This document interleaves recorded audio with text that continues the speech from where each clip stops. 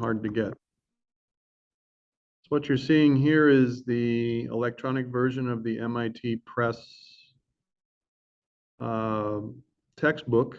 And we were at this point where I was talking about some powerful commands. I did just want to back up and get to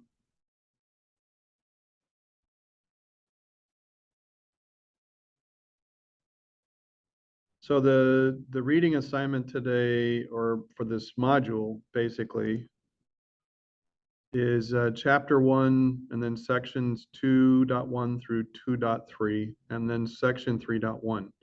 And I just wanted to take a quick, make a quick overview of some of these things. And I wanted to call out some coding methods that are relevant, and we're going to circle back around and do more with this. Essentially, let's see, what is this? Oh, that's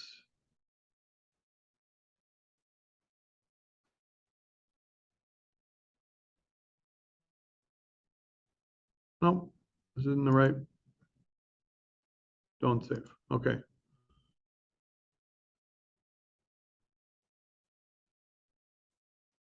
I want to get this pared down here.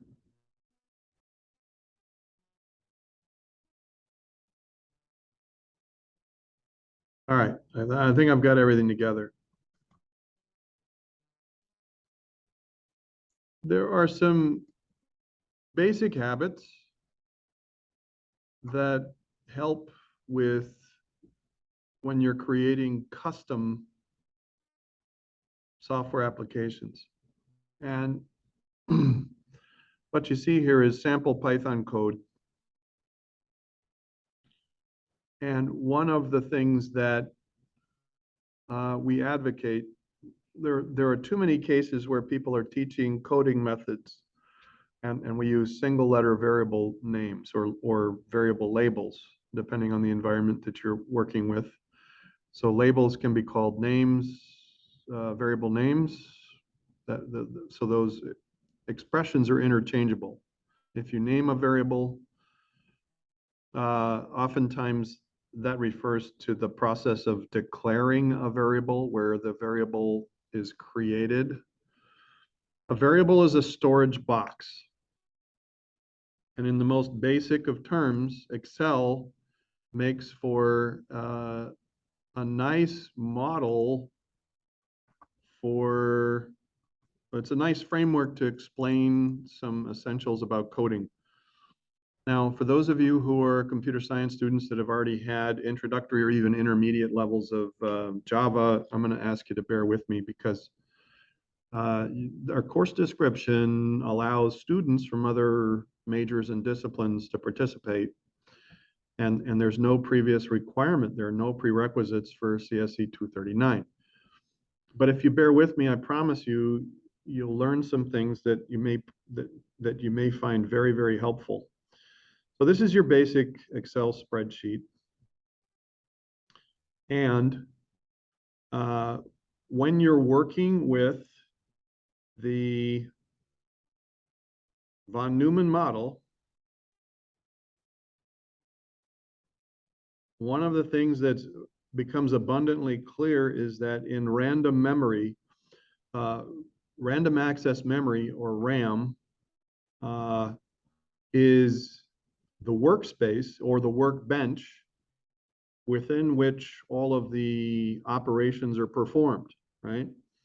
And what's important to remember about memory is that it's not just digital information or data generically that's stored in that workspace, but the coded instructions, right? The coding statements, the actions or process is also loaded into memory. And when you're performing calculations, essentially there's an input process where data is read from input-output devices or disk drives into memory. And then there's processing or calculations or instructions that are performed on that data. And then ultimately there's output. So there's input, processing, and output. In order for any of that to work, you have to have this conceptual construct called a variable. And variables are nothing more than a virtual box. I want you to think it's a virtual container. And variables typically have to be declared or created when you're building custom programs. However, in the Excel framework, and I use the word Excel, you'll notice the stress in my voice, Excel, each of these boxes are called cells. And I want you to think of the cell as being comparable to a variable that's been declared and labeled or declared and named. And so when you declare a variable or create a variable, it's considered good practice or best, it's a best practice. It's good form. You don't just create a variable, you store an initial value in the box, okay? So for custom applications in a scientific computing, when you're building your own app and you're creating unique code for a given interest, you're going to create the variable, you're going to name the variable, and in the process of declaring the variable, it's the variable box is built in memory. It's built in memory. So there's this virtual box that's created in memory. And in the process of declaring it, you name that or label it, right? So it's a variable label. It's not necessarily initialized. So you can initialize a variable as you're declaring it and building it, and that's an even better way to go. In Excel, what you have is a framework where each of these boxes or variables, the terminology is a little different. So it's called a cell. And each cell, Excel cell, right? If you have data to put into a cell, you can extrapolate or calculate, extrapolate. So I'm just guessing about how they came up with the name Excel, but you'll notice that the columns are lettered and the rows are numbered. And each cell is already labeled and created, meaning each variable in an Excel spreadsheet is ready built. They're empty containers and they're all arranged in neat rows and columns, right? And the only difference or the way to refer to each, the name they're given is the combination of the column letter and the row number. So if I click over here, this cell is in column C and in row 4, and we start with the letter C, and there's the label. So this is how we refer to C4 is a cell in the Excel spreadsheet, and there's no value already entered in this cell. Now, here's where I ask the computer science students to bear with me. You have remarks in coding statements. So when you're building coding statements, if I want additional information in here, so let's just shrink this down for a minute. Can everybody see this screen?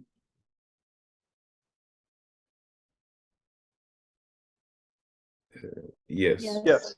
Okay. So if I wanted to, in Python, I could write some basic code that's nothing more than information, right? And we would put in a character. We would start that line with a character so that Python would know, oh, I'm not reading this line. I'm not processing. I'm not performing calculations. I'm not executing this line. That's called a comment, right? So, and it's by far a best practice to have lots of comments about your code. What is it? What does it do? How does it work? Right? The thing is, that takes a lot of extra time and it takes some careful thought. And there's this interest in creating what's called self-documenting code. Repite usted, por favor, everybody. Self-documenting code. And what that means is that if you go about it the right way, and you're careful about your thought process when you create and name variables, and then you initialize the variables with an initial value. That's what initialization means. And you're like, well, what if you don't have a value? You store a null value. That means you deliberately store a null, a non-value.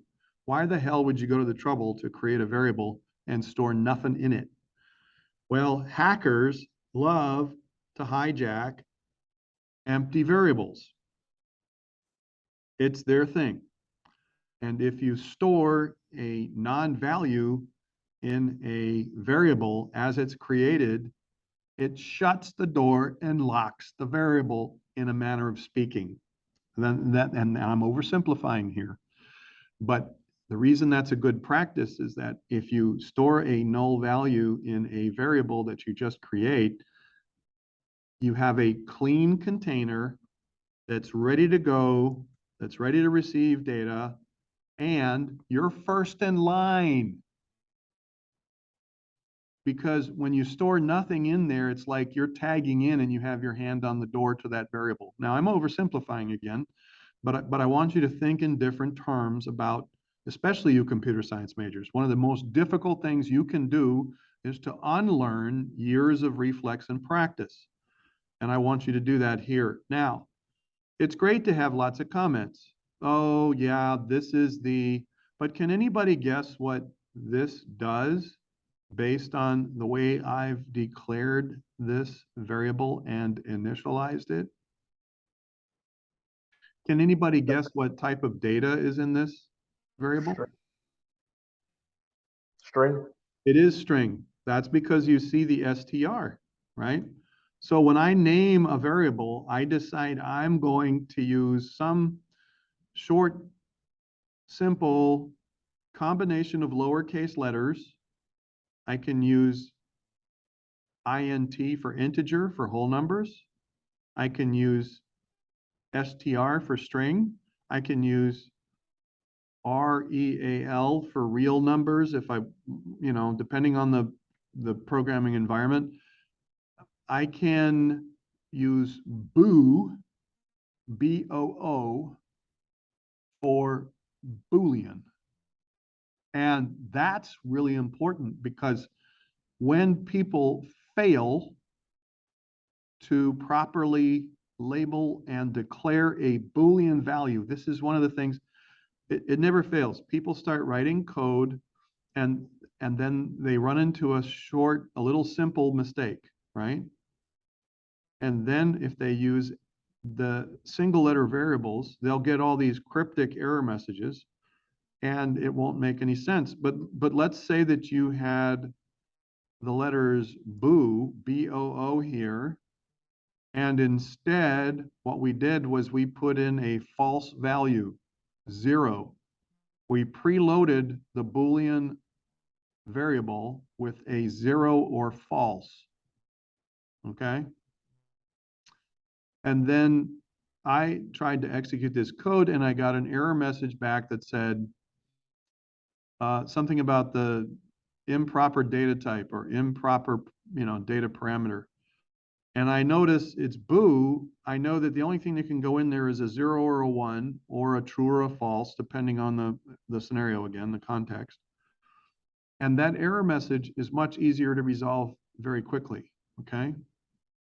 Now, in your textbook, and this is where I wanted to get a little painful with your textbook. Your textbook goes to the trouble of explaining camel case and how, as a convention, when you're coding, you should use camel case.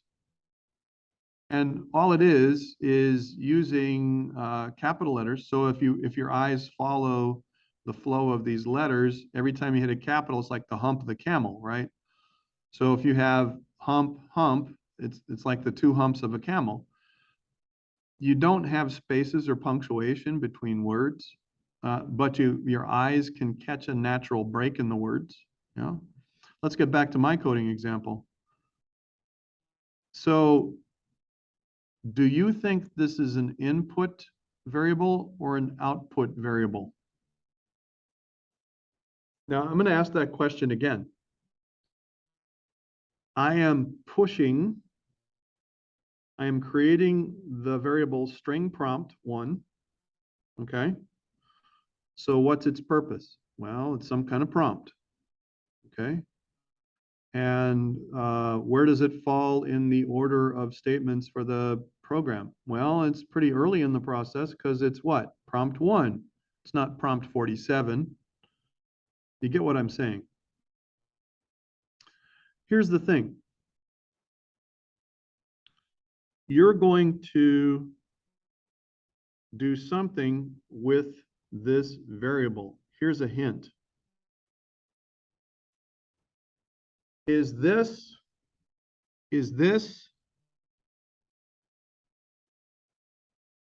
an input function or an output function?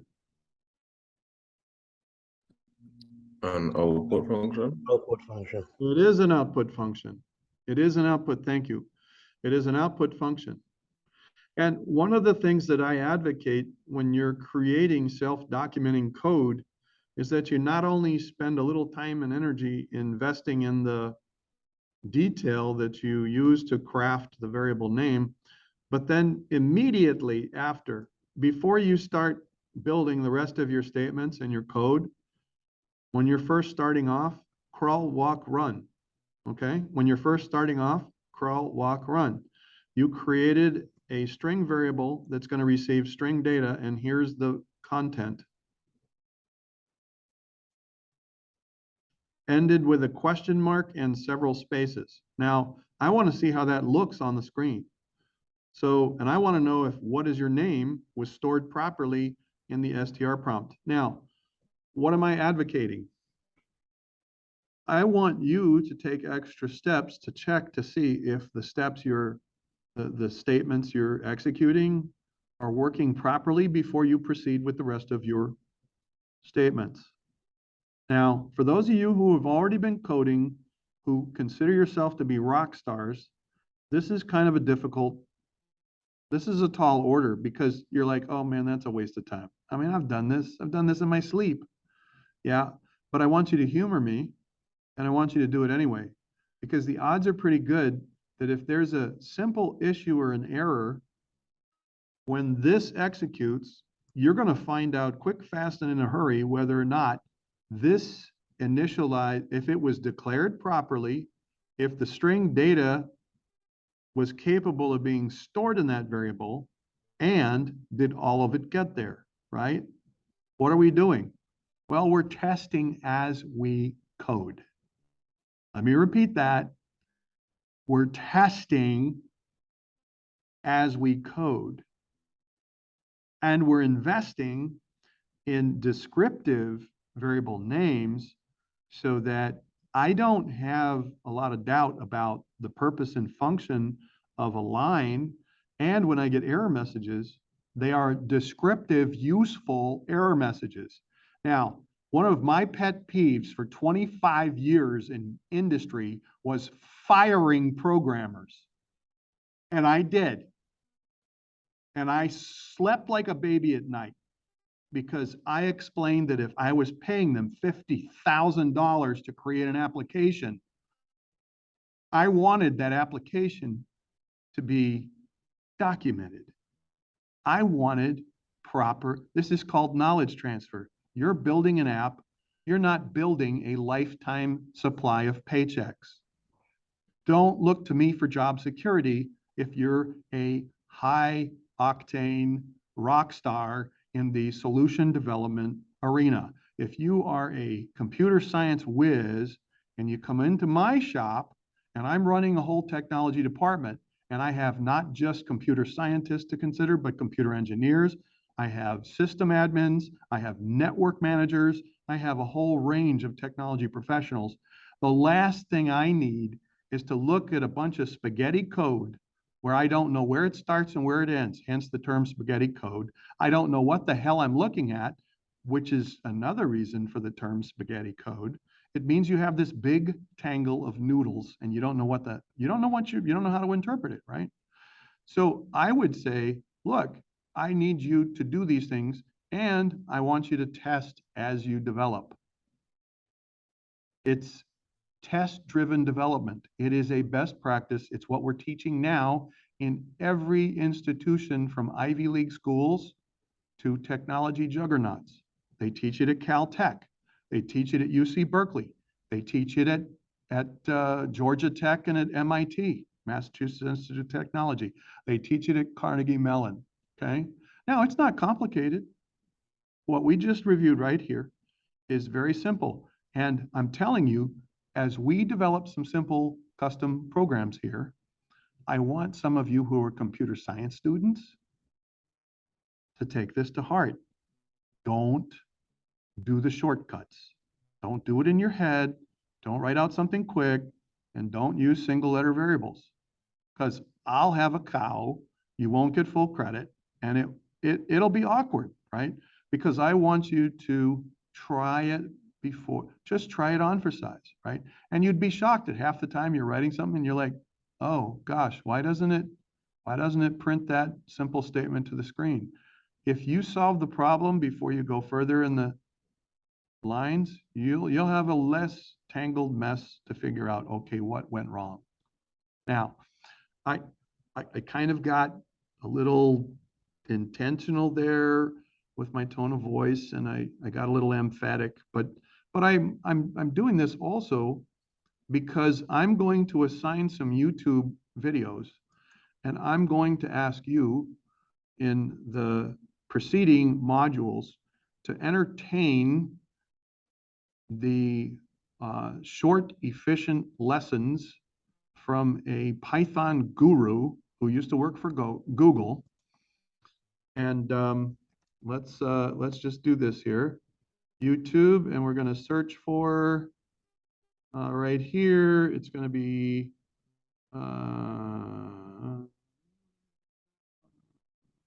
Dojo, Python, CS Dojo.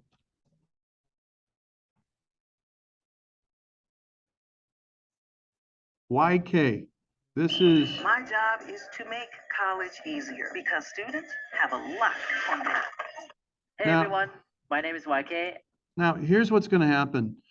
Some of you who are computer science students I'm going to ask you to watch this. I want you to understand YK is Japanese. He did not have a degree in computer science, but he had to do coding for a living. He had to do coding to get a job done, and it had to work. And essentially, he was picked up by Google, and he ended up having to develop machine learning and AI at Google. Now, he ended up spending most of his time teaching his colleagues because he had stuff he did in Python that just worked really well. Now, of all the things that I love YK for, the one thing I hate YK for is that when he does his Python tutorial for absolute beginners, #1, what are variables?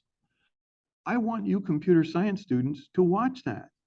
Now, it's not that you don't know what a variable is in the first place, but he explains what a variable is in different terms on the coding level that you probably have never heard before. And he gets into things like how it's a pointer to a memory space. And he explains this with such clarity, it's uncanny. The one thing that's irritating is that he does what a lot of other computer scientists do who are very good at what they do. He uses single letter variables. And I'm going to ask you very soon to watch some of his YouTubes, and then I'm going to ask you to follow the same steps, but I'm going to ask you to do it my way. Because I used to hire and fire people like YK. And I decided that I had all the fun I could possibly stand in industry. And I really did want to have a life and a wife, and I wanted to shift a gear and have some kind of balance, and right. And so I decided what would be cool would be to get in the classroom and then, you know, pay it forward and share from experience. Why am I telling you this? This right here is one of the single most important ideas about how to start with a custom application. And I want you to know that it's counterintuitive that you would start a program with output instead of input, but the user has to know what to do. We have this tool called an IPO table. And what I'm going to do is share with you, and it may or may not be in this module, but it's coming very quick, right? So here's an IPO template. Can everybody see my screen? Yeah. Okay. So an IPO template, an IPO table is literally an input, process, and output table. And what you have to do is think backwards, right? We've been over this. Where do you start when you're framing the use of a computing application? Well, you want to know what the end result's going to be first. Your first step is to determine, okay, what output do I really need? And I just, this Sunday, was participating in the ECS Scholars Symposium. Do we have anybody in our audience who was there this Sunday at the ECS Scholars Symposium?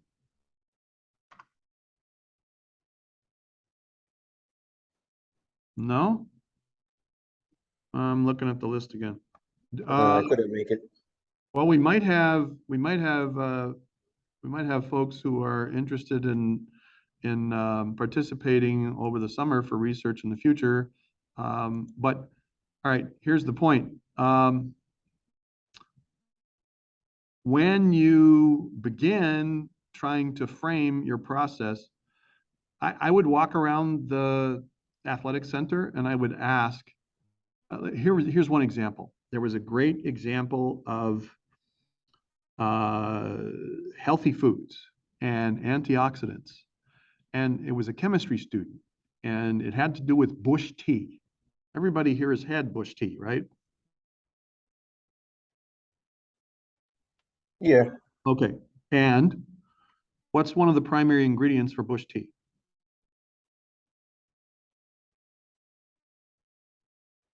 Anybody? The plant and the water. Yes, the plants and the water, in particular lemongrass. One of the most prominent ingredients in bush tea is lemongrass. Very tart, loaded with antioxidants. So I walk up to this poster and I'm asking a student who studied the antioxidant properties of certain types of bush tea, right? And one of the things I asked him was, hey, these are great results, but why is this one product so much less than the other? And they said, they didn't know. And I said, well, do you know what ingredients, where your source for the ingredients is? Were these purchased? Were these picked locally? No one could answer that question. See, they had a set of previously collected materials to make the bush tea with, but what they didn't gauge was, where did they get this from? Was it a local farmer and it was fresh grown? Was it packaged and these were dry? This was like dried product in a package on the shelf in a health food store. Nobody knew what the source was. You know, where was the stuff grown and was it processed or not? Now, why do you care about this story? Well, everybody was curious, and they were curious about the big difference. And one of the things that we didn't track going into that summer was, okay, are we prepared to answer if someone asks a question, what's the source? Put another way, are we prepared to provide detail on the source of the lemongrass? And the answer is no. Nobody considered that the source of the ingredients that went into the bush tea and different batches of bush tea would matter. But it was obvious there was a huge difference between just one batch and all the other batch. And I'm like, okay, if I want to live till I'm 100, I want to avoid the bad batch. And I want to sign me up. I want to start drinking the bush tea, all those other batches, but I want to avoid the bad batch. I don't want to spend money buying bush tea. And it means that it's going to help me as much as the wop of water I'm drinking out of the faucet, right? You get the point, is that an output, that particular detail or criteria for output was never specified. So let's look at this. I know I have to have a prompt. It's an output. What's your name? I have to provide some guidance to the user. So I have to have a prompt that's going to instruct the user what step to perform next. That means that I have to have, I'm going to say, the first prompt. What's your name? That's the output to the screen. Now, I can modify this table so that I can have a second row here where I literally create, while it's fresh, the name of the variable that's going to be used to capture what? That output, right? To load that output. So you start from the end, you start with the end in mind, then you ask yourself, what process am I dealing with, and then inputs. Now, let's get back to this. Everybody with me? Yeah, We're with you. Thank you. We said that Excel, that each cell is essentially a variable. It is a variable and can be thought of as a variable. But each cell can also store the contents of a comment. So if you wanted information, you could say, like, if I typed in something like this,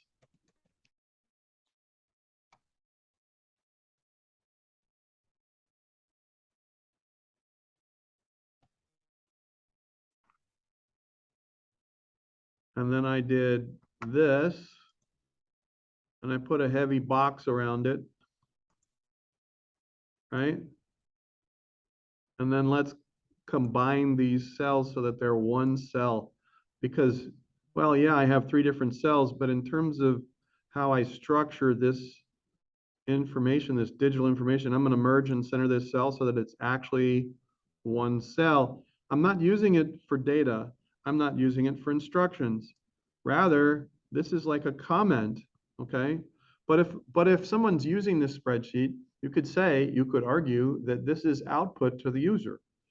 This is just like the prompt I'm doing here, okay? What is your name? I just stated differently. It's like enter your age here. What is your name there? So you can use these cells for output. You can use these cells for input. Oh, I'm sorry. Okay. And then if I had 15 people doing it, I could perform a calculation. Let's say I did this 100 times. I know that's kind of crazy. Oh, I like that, but I really don't like having to do that like over and over and over again. So I'm going to do like this. Let me see if this will work. I'm going to use a shortcut key, Alt-E-I-D, fill down. Oh, that is so cool. Yeah.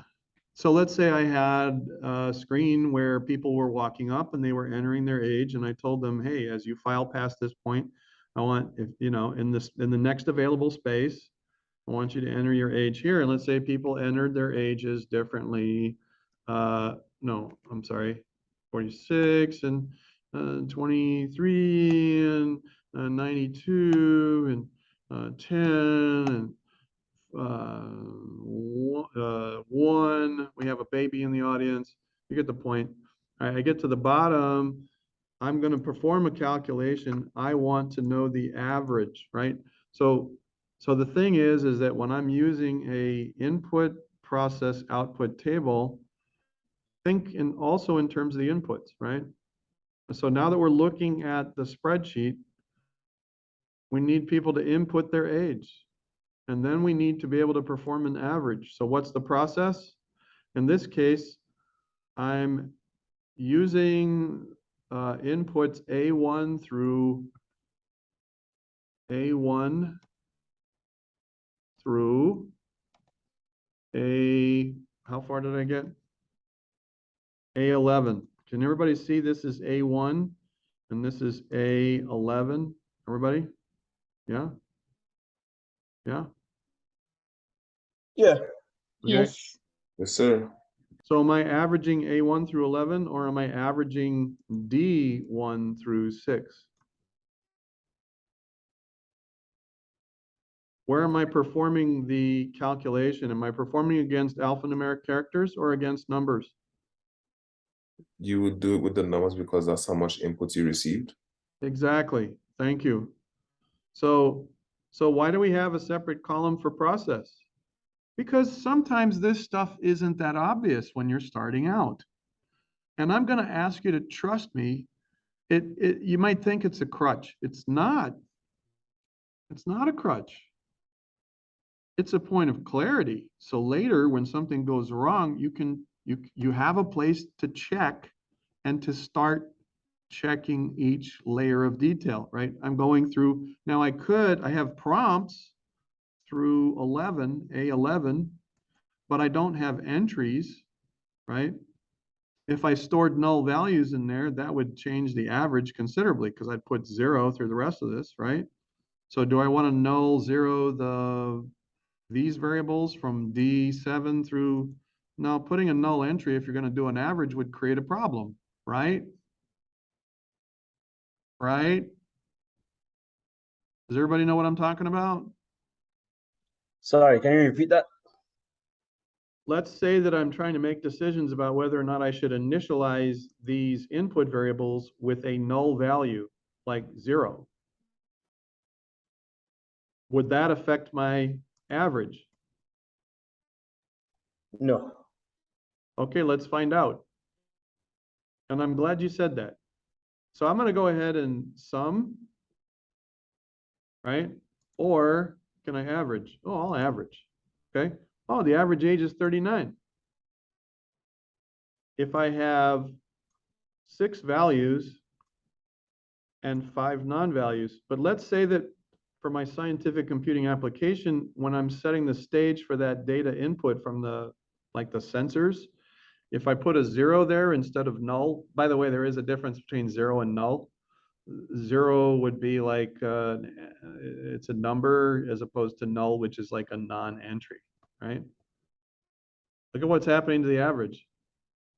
If I enter those null values, did that make a difference if I store a 0 in there as an initial value? Is that the best value to use to initialize this specific variable for its given purpose? Nope. Nope. So I'm actually, thank you for saying, yep, you didn't think it would make a difference.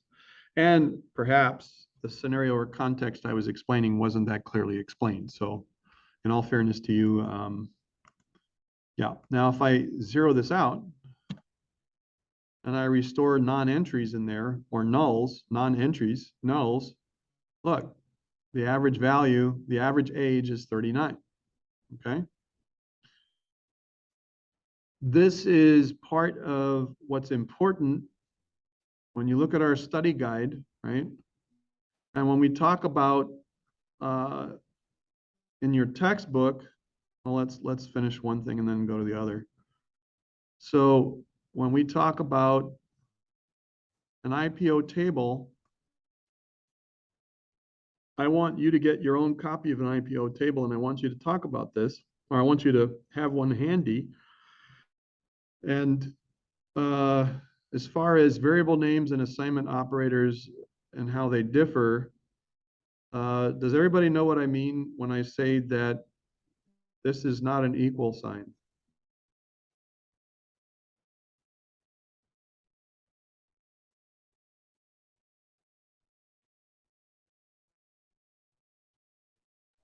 I'm sorry, can you repeat that again, please? Does everybody understand what I mean when I say this is not an equal sign in an algebra equation? This is the assignment operator in a programming language. Oh, yeah. Okay. So we have other operators that we use in mathematics. You know, we're used to seeing mathematical operators like plus, minus, divide, multiply. In coding, this doesn't mean equal. It means, okay, I'm taking everything on the right side and I'm putting it into, or I'm going to process this and perform an action on it with the resource on the left side. So I'm reading from right to left.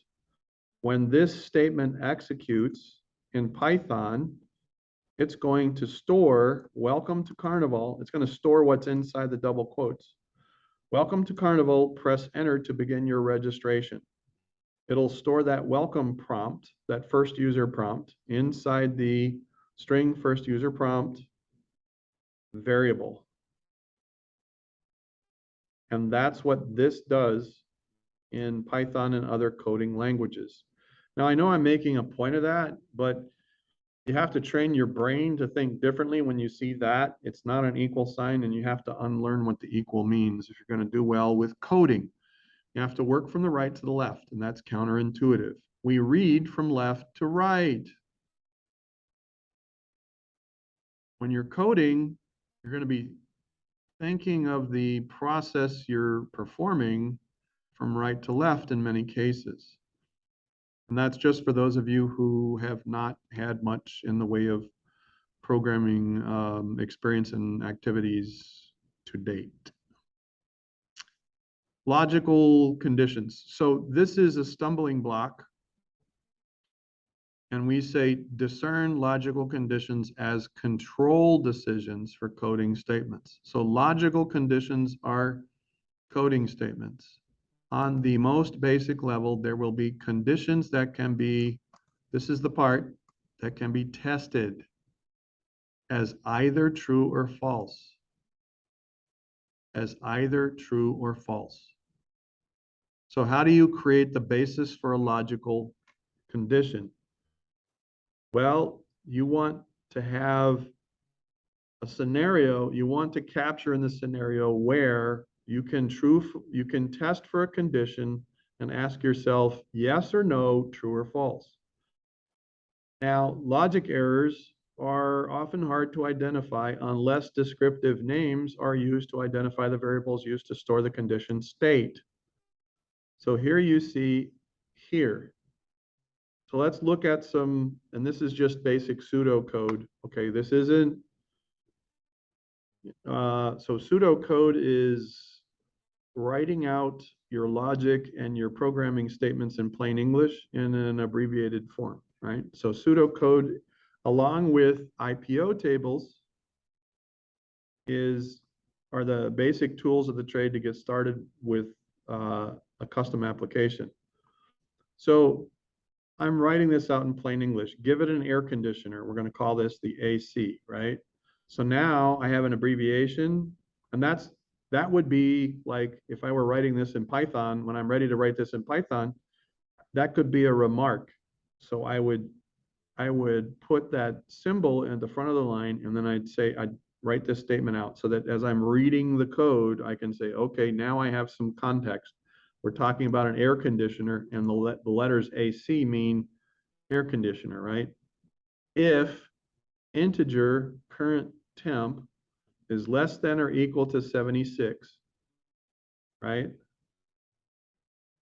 So what's happening here is that I have some functions in the programming language that will test for whether a condition is true or false. The value that's stored in int current temp. Now, where do I get this value? If this is a variable that I create in my software, what is it that loads the current temperature into that variable? Well, it could be as simple as a thermometer that's hooked up to a Raspberry Pi. We did go over Raspberry Pis, didn't we?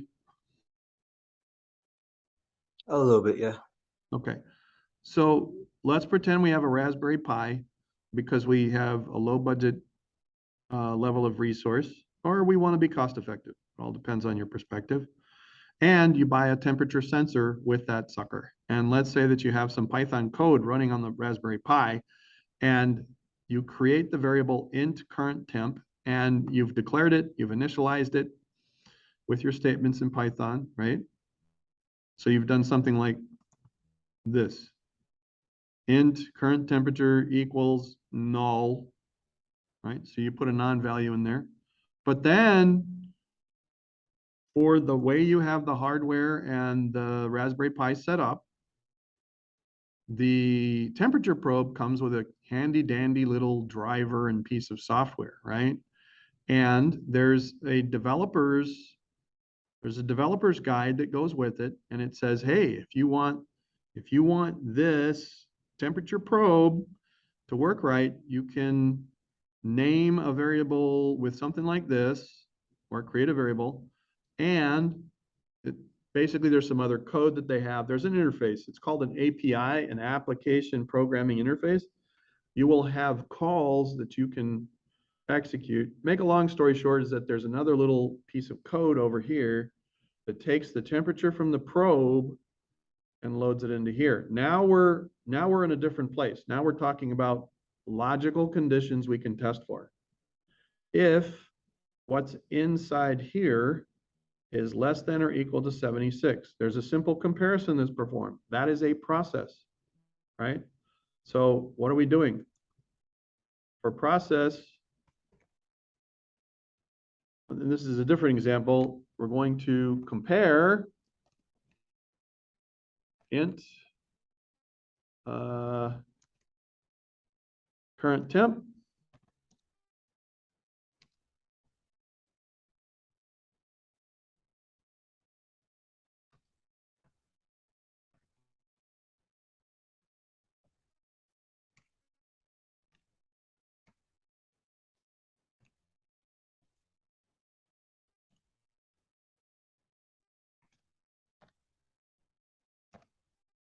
All right.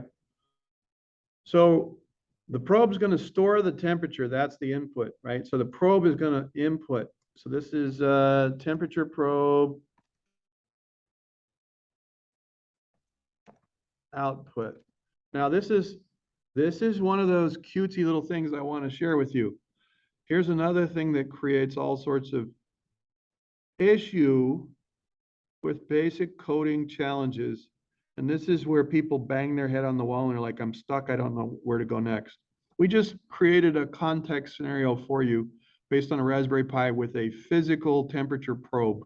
And we said that there was another piece of software and an API that allowed you to go ahead and port the current temperature and store it into this. Everybody with me so far?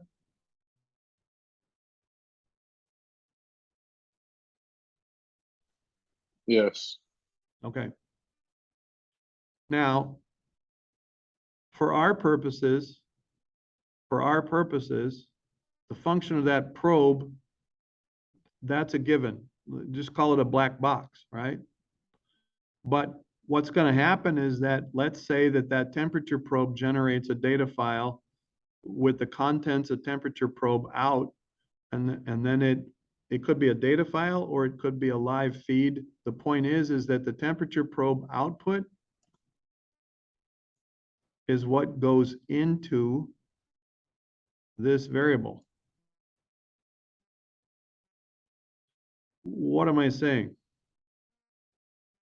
There are outputs that you list when you're creating or building a custom software solution or application, right? That are informational in nature, but then there are others that are involved with processing and calculations. And it's the pairing up inputs to outputs that tangles up so many people. What am I saying? It helps to build a flow chart. You have an IPO table. We've talked about that. You also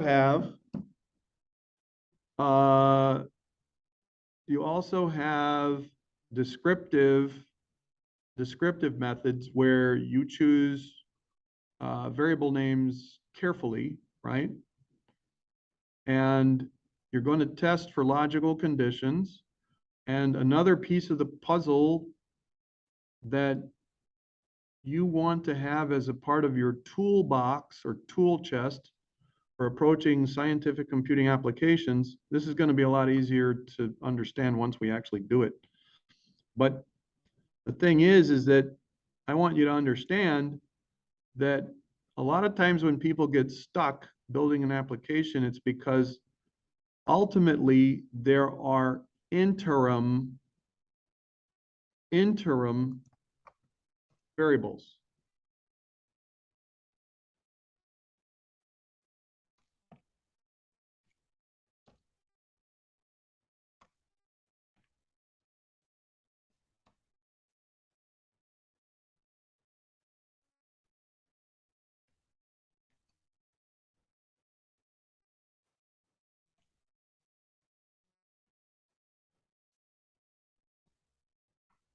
So when you have an input-output table, the basic layout is really simple, but it's supposed to provide a framework for you to think the process through. If you get some output from a user or from a probe, okay, well, you produce, let me start over again. You display output to prompt or to request. So you have a software function that is requesting data from a probe, or it's prompting a user to enter a value. You know, those are output components. Let's say that you're successful and you get some information from the probe or from the user, and let's say that there's some processing. Maybe you convert a decimal number to a whole number or something like that. Because when you're doing this simple logical test, you need to work with whole numbers instead of numbers with decimal points. Could be something simple. There's quite often a variable that's needed to temporarily store results before the next calculation. The reason that the input, process, and output table has value is because it helps you think through the steps, and then this is where the flow chart comes in. So using descriptive variable names, utilizing an input, process, output table, and then as you start working the input, process, output table, you're thinking about logical conditions, right? The logical conditions need to be stored, right? So you have to have a way of storing a logical condition. And sometimes you have inputs that pair up with outputs. You could have a temperature probe output that becomes the input over here. And if you don't, in some scenarios, my point I'm trying to make is there are times you have a flow of information. You're prompting for user input with an output. Then when the user inputs that information, it's temporarily stored in other variables. Then there's other calculations or process that follows. And I hope I'm making sense with some of what I'm explaining here. Does everybody understand that a temperature probe is going to put out temperature data, so it's output? but then that information becomes an input for your code, right? So let's go back to this code before we thoroughly. All right, so this is my logic in plain English. I haven't converted it into a Python statement yet. But if the whole number current temperature is less than or equal to 76, then, and this is what kind of variable is this? What kind of data type is stored? Boolean. It's Boolean, which means it's on or off, 1 or 0, true or false, right?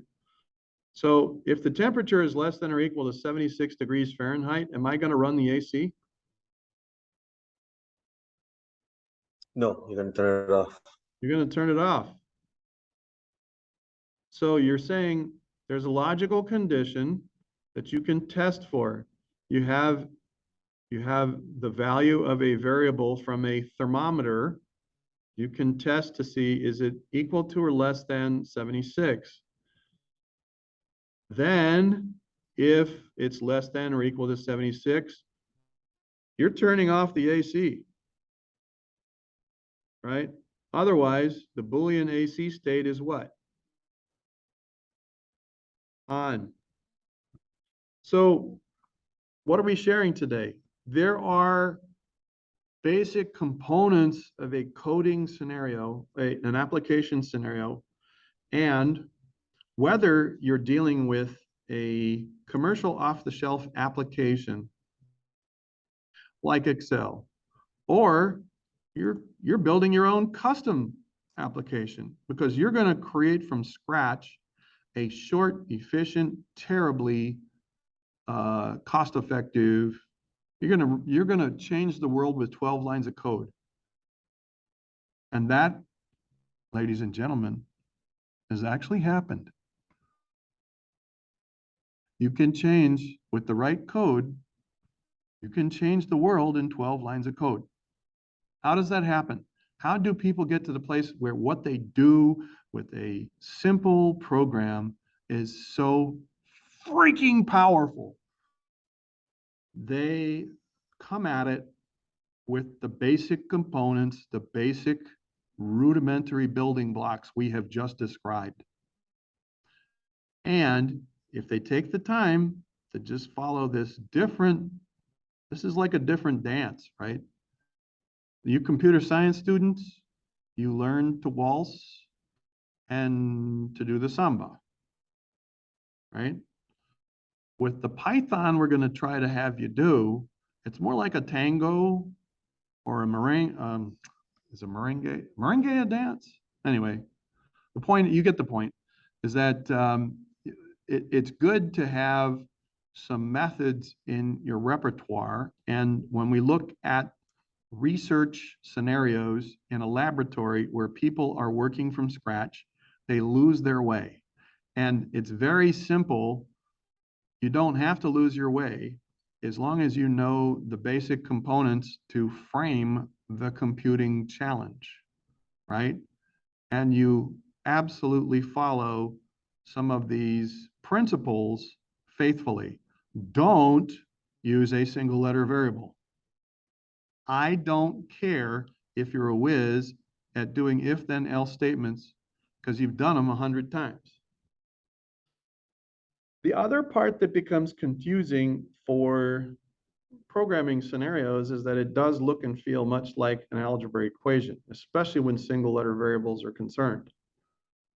I did do this demo where I proved, and I haven't done it yet this year, but if you don't follow the methods I've just outlined, where you start with the basics and you're like, oh yeah, but this is, every coding situation is so simple. No, it's not so simple, right? You start with a input process output table, then you start thinking, okay, what do I name the variables that I need based on that input process output table, right? Then you start thinking about the logical decisions that have to be made, conditions you can test, true or false, right? Now you're dealing with a flow chart, kind of helps the flow chart, and it kind of helps to kind of draw a flow chart Okay, if it's no, I go here. If it's yes, I go there. Everybody knows how to draw a simple flow chart with arrows and words, right? You don't have to use symbols. You can just use arrows and words. What do you do after you draw the flow chart? You go back to the IPO table. After you write out some descriptive terms and words and phrases here, what do you do underneath? You have another row where you literally create those variable names, right? So down here, I could have another box where I list int current temperature. Over here, I'd have another box, temp probe output, right? And so I'm explaining what the inputs are, what the outputs are, the process, right? Here's another thing that kills me. Half the time you're in a scientific computing scenario, you don't need to write a custom computing application. You'd be better off doing it in a spreadsheet because the functions and resources you need are right there, but you just need to think in terms of framing the challenge. Does it not help to have a spreadsheet where there's a simple label that tells people what you're doing here? Nope.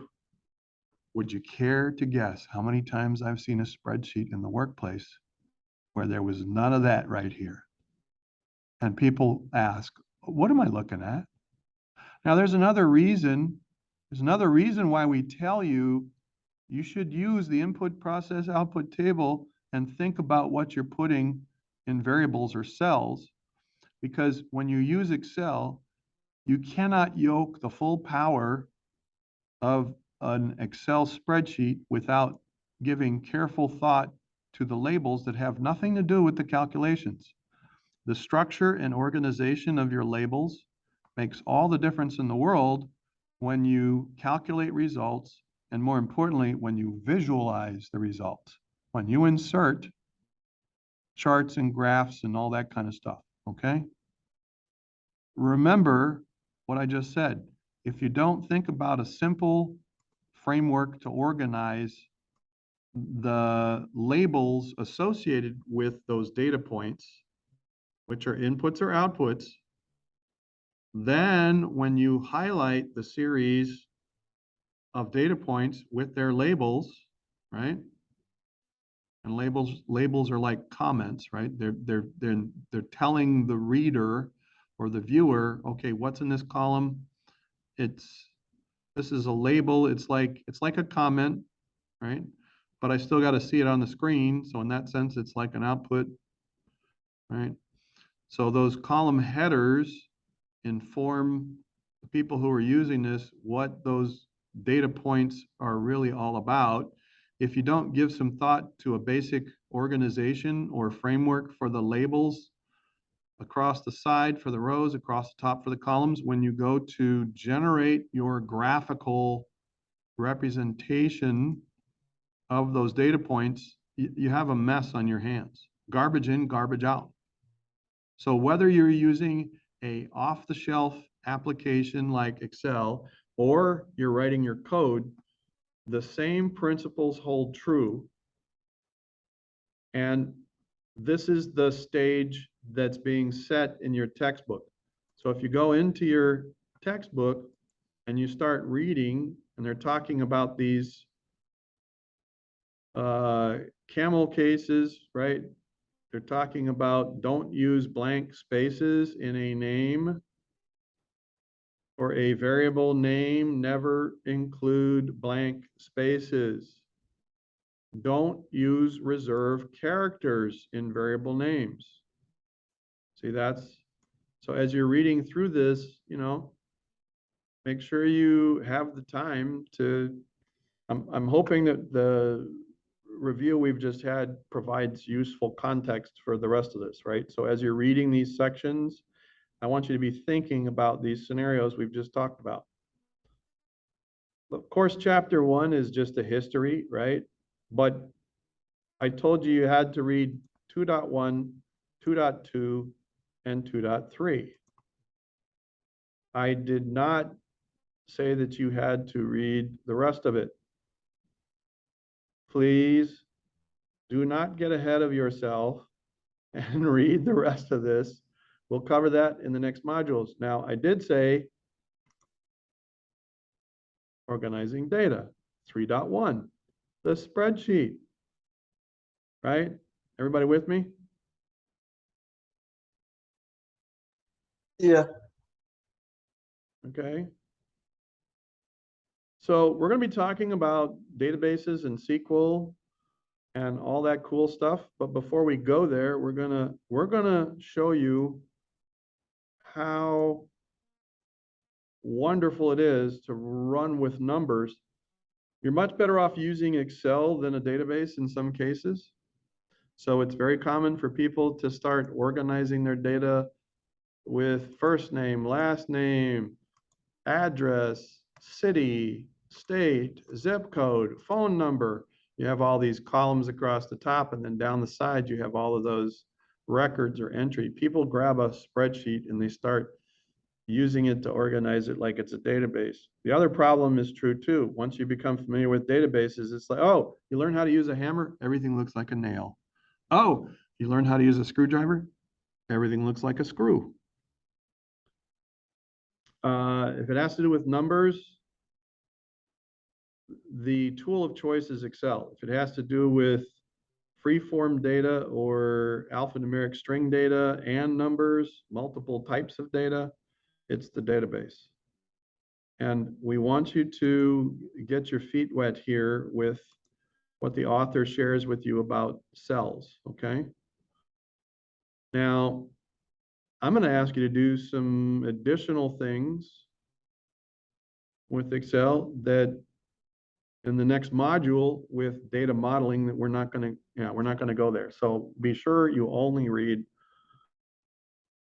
what I've asked you to read. Any questions before we clear for today?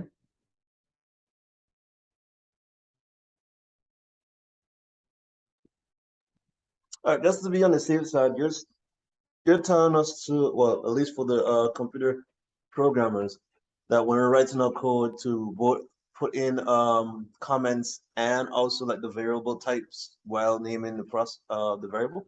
Sorry. Oh, yes. No, that's a great question. So the question was, should we put in comments and invest time and energy in the variable names? Absolutely.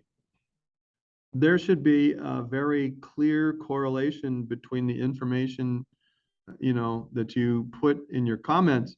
What often happens is that people have to write a lot of comments to explain what the heck the variables are and what they do. And that's tedious.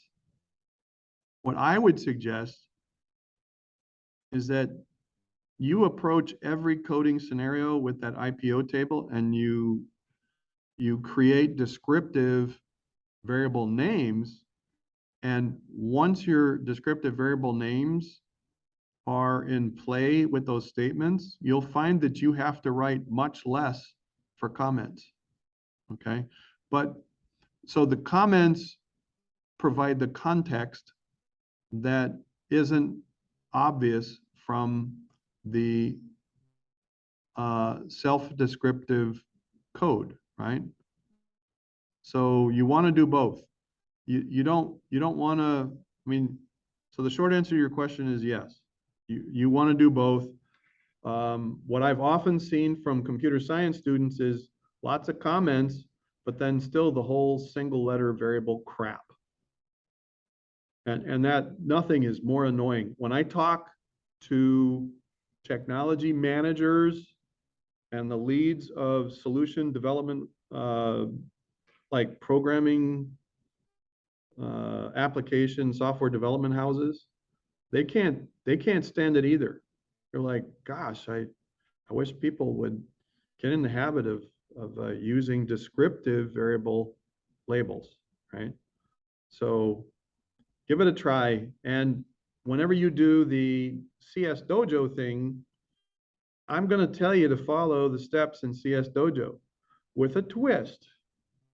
I'm going to tell you to follow the steps in the Python tutorial, but as you're walking through his version of it, I want you to use descriptive variable names with his examples.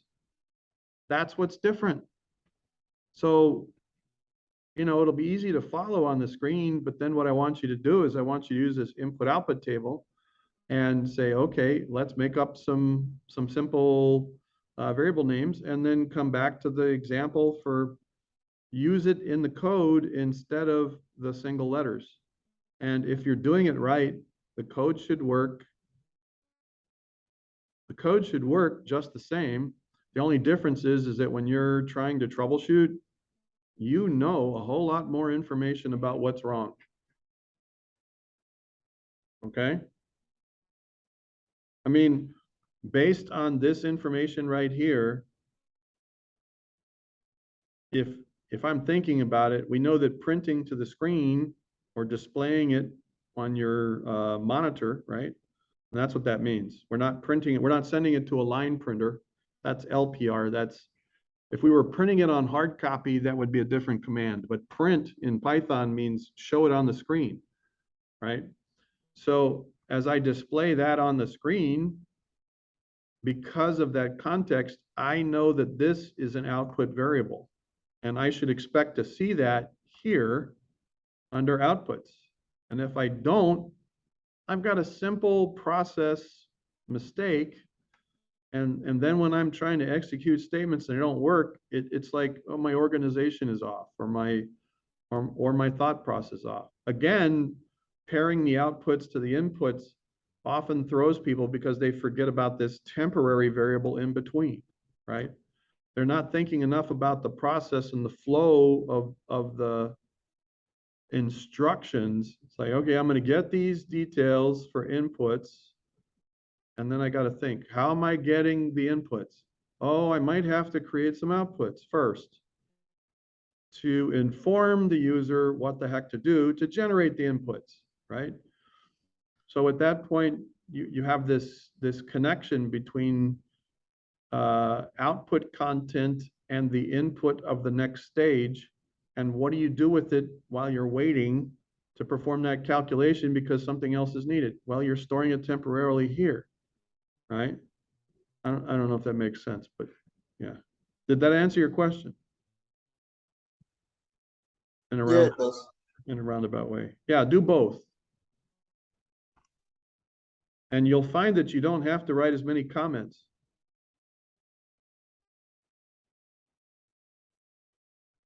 Look at this. Once again, is it hard to figure out what's going on here after you have a little bit of context, right? This is the code they use. You can even turn this into logic gates. You can take these coding statements, and you can build a hardware chip that does this instead of software. That's computer architecture. That's another discussion for another day. You're going to use this one. I want you to spend time reading this.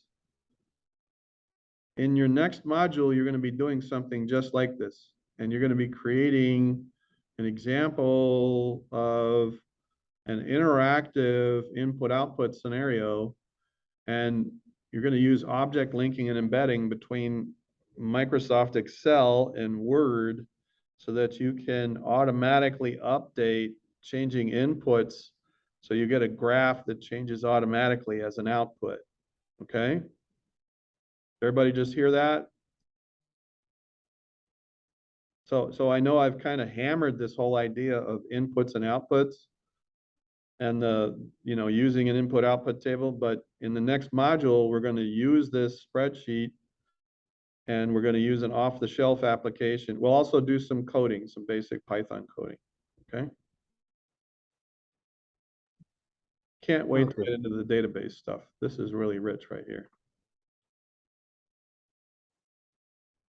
So on Thursday, I'm going to talk to you about databases, and we'll actually demonstrate something with databases after we do a quick show and tell with Excel. So please make an effort to join us on Thursday if you can. I'm going to walk through the quick creation of a database and then show you a magic button that lists all of the SQL statements and commands. So if you have to run a SQL job, you don't have to write it manually. You can do it with a GUI in 5 minutes and then copy and paste 6 hours of SQL code you would otherwise have to write from scratch. Any questions before we close for the day? Yeah, regarding 1.4, I just wanted help setting up the PG book on my Raspberry Pi because I know everyone did it on a virtual machine. Yes, that's okay.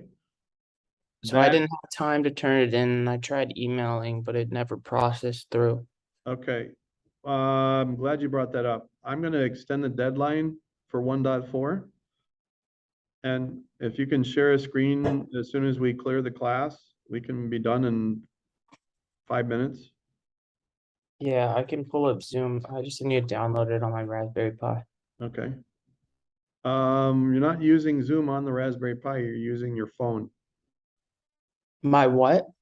You're using the camera on your smartphone Oh, yeah. in front of the screen that is displaying the Raspberry Pi. Oh, that's true. Yeah, that would be easier to work with for the short term until we can do some other things to get the Pi going on Zoom. Okay? I have to Because I do- have I ordered like a speaker and all. Yes, It is complicated with this Raspberry Pi getting everything on it. yes, but once you've done 1 or 2 examples, it's once you get the groove down, it's actually pretty quick and easy. So So are you gonna help me do it with a virtual machine or am I gonna do it with a? you can do it with the Pi exclusively. Okay, okay, Yeah. I get what you mean. Yeah, because Yeah. I think I already downloaded it on the Pi. It was like 9 gigabytes. Right. Oh, I'm sorry. Yeah, you won't need the virtual machine on the Raspberry Pi. The Oh, I didn't Raspberry, need the OS? yeah, the Raspberry Pi is the virtual machine. Oh, because I didn't know whether or not when it said PG book, I thought it was like the OS of the I get you completely. So I'm glad we're having this conversation. All right, I know that some of you may have rides to catch or other classes to get to. Unless you had other questions or comments, I will extend the deadline for the solution. And if you'd like some quick tips and hints, I'm pretty sure we'll be done with this first interest in about 5 minutes flat. So, all right, I'll stop sharing and stop recording.